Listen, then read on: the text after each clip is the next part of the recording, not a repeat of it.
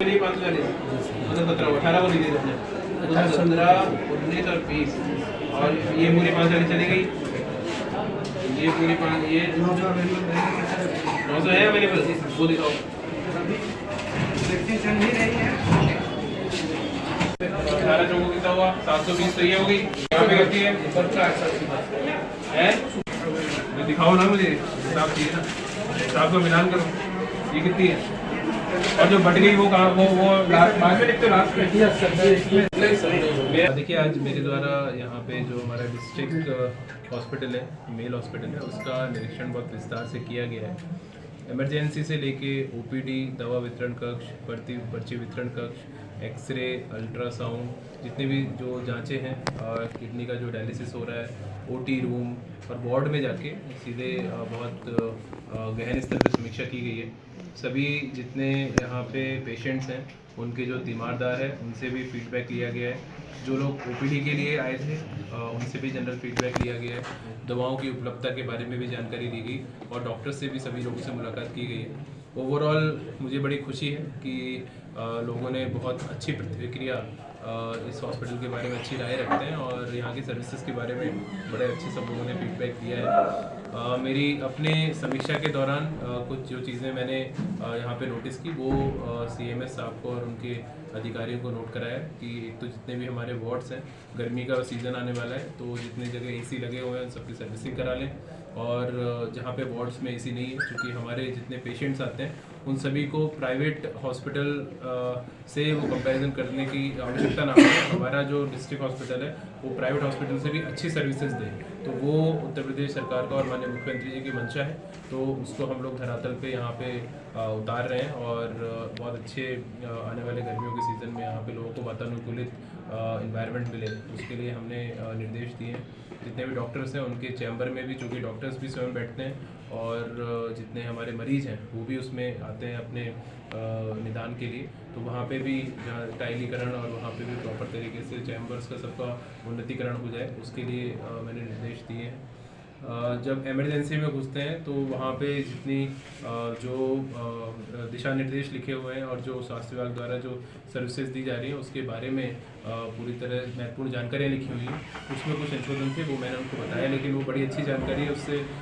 कितने यहाँ पे डॉक्टर्स हैं, कौन कौन से विभाग है, कितनी प्रकार की जाँचें हैं, कौन सी उसमें सशुल्क है, कौन से निःशुल्क है, उसके बारे में भी बहुत अच्छे से जानकारी लिखी हुई है। उसमें जो संशोधन होने वो मैंने सीएमएस साहब को और हॉस्पिटल मैनेजर जो है अभी वर्तमान में देख रहे हैं उनको नोट कराया। हॉस्पिटल मैनेजर यहाँ पे नहीं है, उसके लिए मैंने कहा है कि शासन को पत्राचार मेरे स्तर से कराएं, उसमें मैं शासन में बात करूँगा ताकि हमारा प्रयास रहेगा जल्दी से यहाँ पे हॉस्पिटल मैनेजर भी आ जाए। और इसके अतिरिक्त जो जितने भी यहाँ पे धनाधोन की अवैध रूप से शिकायत नहीं आई, जांचें भी समय से अपनी रिपोर्ट जांचों के बाद में दे दें वो एलटीज़, उसके लिए भी निर्देशन दिए गए। मैंने अपने स्वयं भी अभी ब्लड का परीक्षण कराया है, तो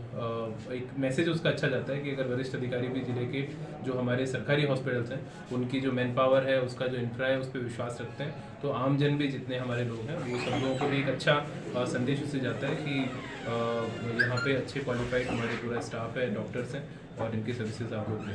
आने वाला समय चूँकि अभी मच्छरों का प्रकोप बढ़ेगा, मलेरिया आदि केसेस आएंगे, उसके लिए भी जो यहाँ पे पृथक से वार्ड की व्यवस्था की गई है उसको भी मैंने देखा है, उसके लिए मैंने निर्देश दिया है कि वो प्रॉपर वहाँ पे सुचारू व्यवस्थाएं रहें। वायरल अभी चल रहा है तो वायरल को लेकर जितनी जो वायरल जो एंटीबायोटिक्स होती है उसकी भी अवेलेबिलिटी देखी गई है। अच्छी बात है कि सभी जो चीज़ें हैं वो एजिथ्रोमाइसिन आदि वो सब अवेलेबल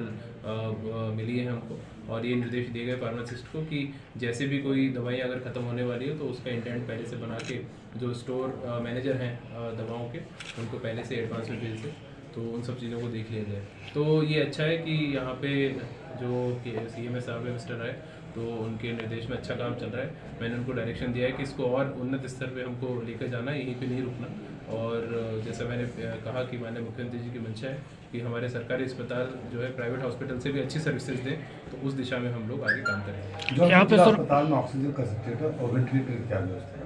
देखिए, ऑक्सीजन जो प्लांट है वो पीएम केयर फंड से कोविड के दौरान यहाँ पे लगा था, वो भी मैंने एक मरीज़ का जाके चेक किया, तो वो जो उसका पूरा पाइपलाइन से वो ऑक्सीजन की सप्लाई हो रही थी प्रॉपर तरीके से, जो जिसको चेस्ट ये फिजिशियन ने जिनको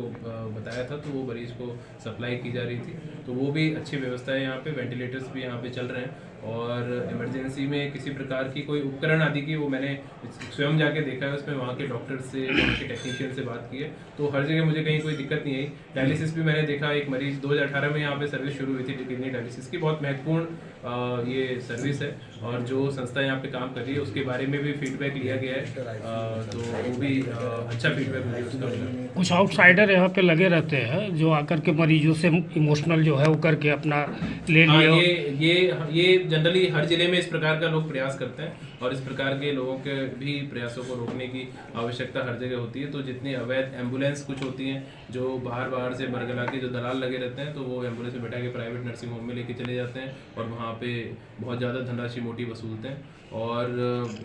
मरीजों को डाइवर्ट करते हैं। तो उसको हम लोग जिस प्रकार से आज औचक निरीक्षण किया गया है उसको भी पहले हम लोग फीडबैक लेंगे, औचक निरीक्षण करके ऐसे लोगों पे भी। महिला अस्पताल में क्या आपने निरीक्षण किया है? नहीं, आज मैंने पुरुष अस्पताल का डिटेल निरीक्षण, फिर औचक रूप से मैं अगले समय में इसको वो करूँगा। और बाहर जो एम्बुलेंस बात आप कर रहे हैं, इमरजेंसी में एक पेशेंट में लेके खुद आया था, तो बाहर दवाएं लिखी जा रही हैं, तो आप मैंने ये इनको कहा है कि देखिए कई बार ऐसा आवश्यक हो जाता है कि जो एक इसमें EDL होता है, एसेंशियल ड्रग लिस्ट, जो कि सरकार की तरफ से एक जैसे 200 से ऊपर दवाओं का एक बनाया गया है कि ये बहुत महत्वपूर्ण आवश्यक दवाएं हैं जो कि जिला अस्पताल में अवेलेबल होनी चाहिए। अगर वो उन दवाओं के अंतर्गत किसी मरीज को सही किया जा सकता है उन दवाओं से, तो वो निश्चित रूप से उस EDL में से ही लिखना चाहिए। अगर आपको बाहर की कोई दवा, जीवन रक्षक दवा लिखने की बहुत आवश्यकता है, तो प्रयास ये होना चाहिए कि जो हमारा प्रधानमंत्री जन औषधि केंद्र है, यहाँ पे 2 जन औषधि केंद्र हैं, तो जेनरिक मेडिसिन होती है, वो सस्ती मेडिसिन होती है, तो वो अगर लिख दी जाए तो उससे वो सस्ते में मरीज को जीवन रक्षक दवा उपलब्ध हो सकती है। और उसके अतिरिक्त अगर कोई आवश्यकता है तो मैंने अभी CMS आपको कहा है कि सभी डॉक्टर्स के साथ में मीटिंग करके उनको बता दें